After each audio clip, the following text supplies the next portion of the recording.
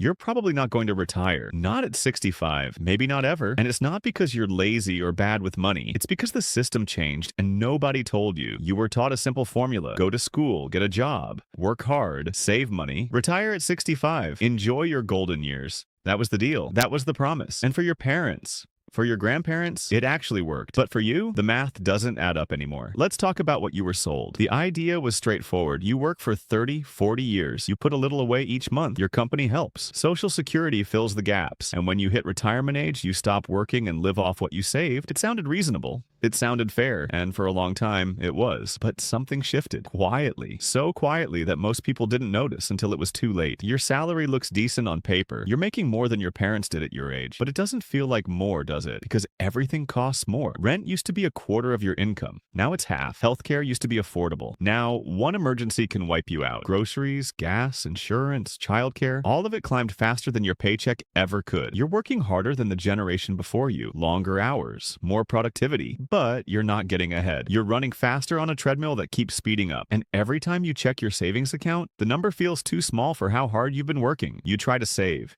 You really do. You put money into your 401k. You skip the vacations. You cut back on spending. But life happens. The car breaks down. Someone gets sick. Rent goes up again. And that little cushion you built disappears overnight. But even if you handle all this, even if you budget perfectly and avoid every financial disaster, there's another problem, a bigger one. Let's do the retirement math. You're supposed to save enough money to live on for 25 to 30 years without working. That's a long time. The rule of thumb says you need about $1 million to retire comfortably, maybe more depending on where you live. $1 million, when the average American has less than $5,000 in savings. But let's say you're one of the good ones. Let's say you actually managed to save $400,000 by retirement. That sounds like a lot. It's not. If you retire at 65 and live to 85, that's 20 years. 400,000 divided by 20 years is 20,000 a year. Add Social Security and maybe you're at 35, 40,000 annually. You're living on half what you make now in your 70s when medical costs go up, when you're too old to work if something goes wrong. And that's if nothing bad happens. What if the market crashes right when you retire? What if inflation spikes? What if you need long-term care and it costs $6,000 a month? One bad break and your entire plan falls apart. This isn't a scare tactic. This is just math. Cold, honest math. And here's the part nobody explains. The system you're trying to retire in is not the system your parents had. They had pensions.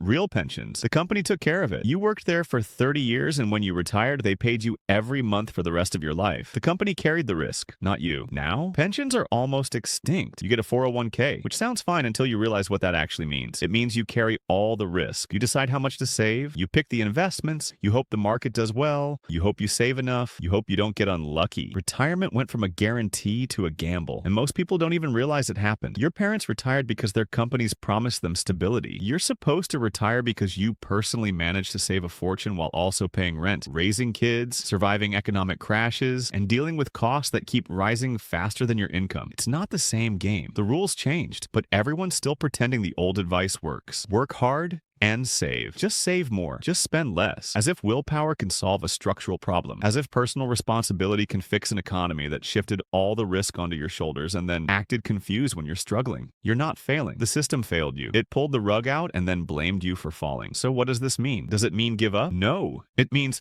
stop thinking this is your fault. Stop comparing yourself to a version of retirement that doesn't exist anymore. Stop feeling guilty because you're not on track for something that was never designed for you to reach. It means getting real. Retirement might look different than you imagined. You might work longer, you might work part-time in your 60s, you might need to move somewhere cheaper, you might rely more on family or community. That's not failure. That's adapting to a reality that changed without asking your permission. And it means demanding better, knowing that this system is broken, knowing that it didn't have to be this way, and knowing that an entire generation is facing the same quiet crisis and being told it's their fault for not saving harder. You will probably never retire the way your parents did, not because you're doing it wrong, but because the deal changed and they forgot to tell you. If this hits you, share it with someone who needs to hear it because they're probably feeling the same way and they probably think they're the only one